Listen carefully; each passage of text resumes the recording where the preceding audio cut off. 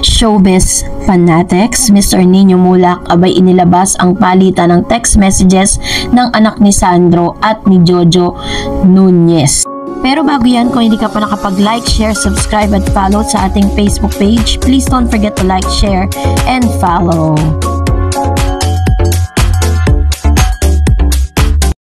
Of course, bago tayo magsimula, nais ko po muna magpasalamat sa lahat ng mga legit viewers, subscribers at ang lahat ng mga legit na nagmamahal at sumusubaybay sa lahat ng ating mga updates. Maraming salamat po sa inyong panonood. And for today's video, ay masasaksihan po natin ang ilan sa mga kaganapan sa showbiz politics, no, kung saan yung anak po ni Mr. Nino Mulak ay nakikipaglaban para dito. Let's watch it. And now let's talk about this one, kung saan trending pa rin at popular pa rin, no, sa lahat ng social media platform at patuloy na pinag-uusapan ang patungkol sa kaso ni Mr. Sandro Mulak na ipinaglalaban ng kanyang ama at ito'y nauwi na po, no, sa Senado.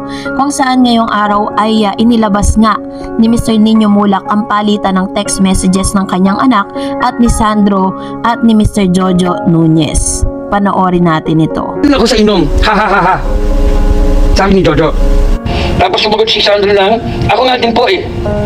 Tapos sumagot ulit si Jojo, yes soon, ikakas kita, nagdidilig ako now, sabi ni Jojo. Wow sir, looking forward to that too. Oh, tapos sumagot ulit si Jojo, gusto mo ba, we have some alcohol here in the room, we can order some more.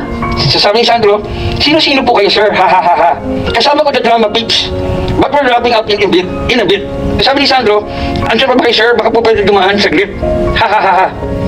Sure, may kasama ka? No po, ako lang. Inilabas ni Nino Mulak sa pagdinig sa isang committee sa Senado nitong Lunes ang palitan ng text messages ng kanyang anak na si Sandro at dalawang independent contractor na inaakusahan niya ng pananamantala. Ang dalawa iginiit na hindi totoo ang bintang laban sa kanila sa pagpapatuloy sa pagdinig ng Senate Committee on Public Information and Mass Media na pinamumunuan ni Senator Robin Padilla kaugnay ay usapin ng sexual harassment sa industriya. Dumalo ang dalawang inirereklamong na sina Sandro na ina ni Jojo Nunez at Richard Cruz.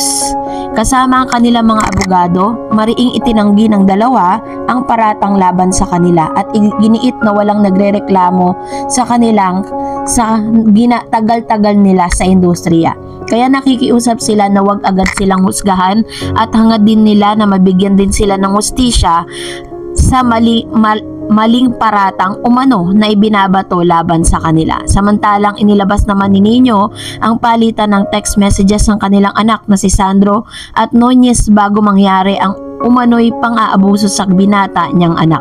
Madaling araw na umano ng mag-unang text si Nunez kay Sandro, bagay na sinabi ng abogado nito na hindi nila itinatanggi kung sino ang unang nag-text. Nag-text pero hindi raw inimbitahan ng dalawa si Sandro sa hotel room.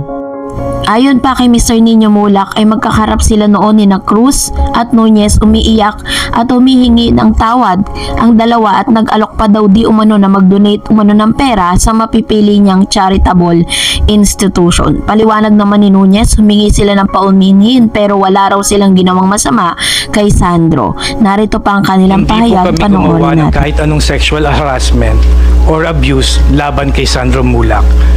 Sa pagkakataong ito, sa harap ng iyong lahat, mariing tinatanggi po namin ang lahat ng mapanirang akusasyon na ito laban sa amin. So sa kanyang pahayag ay itinatanggi niya na siya po at kasama na Mr. Nunez na meron silang ginawang hindi maganda sa anak ni Mr. Nino Mulak. Narito naman ang pahayag ni Mr. Nunez. Hey Sandro, wala kaming ginawang masama sa iyo at alam mo yan sa puso mo. Hindi pa huli ang lahat. Magsabi ng totoo.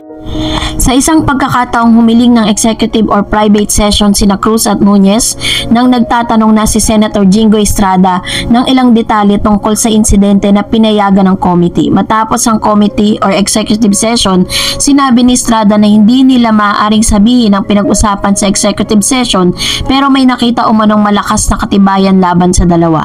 Tatanungin naman ni Nino kung papayag ang kanilang anak na magbigay ng pahayag sa committee sa susunod na pagdinig kahit hindi pa personal na magtungo sa Senado o via video conference. Sa tinagal-tagal namin sa industriya, wala po kahit na isang reklamo, sexual man or anuman, ang nag-file sa amin.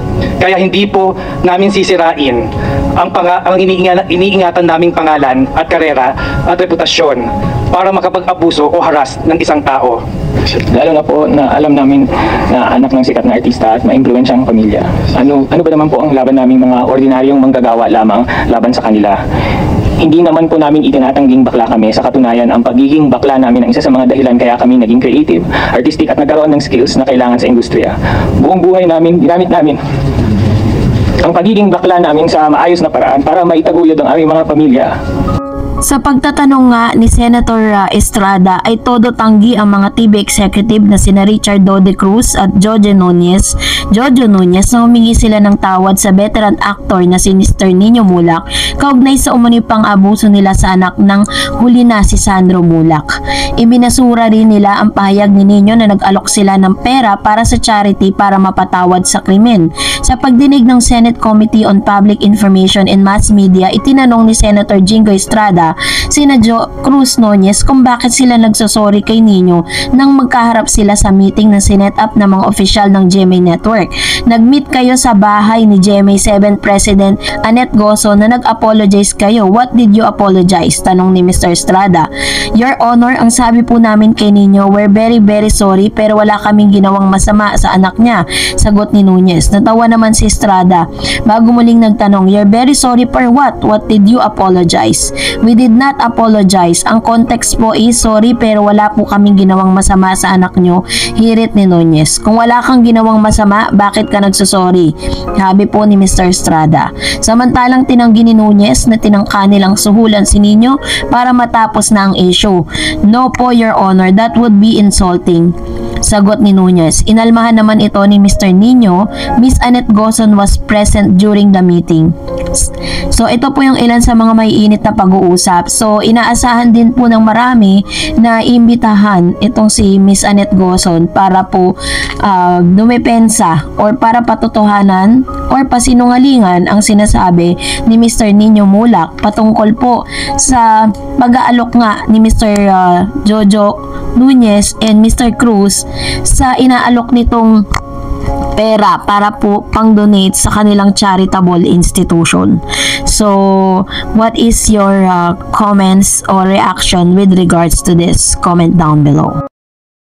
And that's it for today. For more videos and updates, please don't forget to like and subscribe, and please don't forget to follow my Facebook page, The Eds TV. God bless everyone!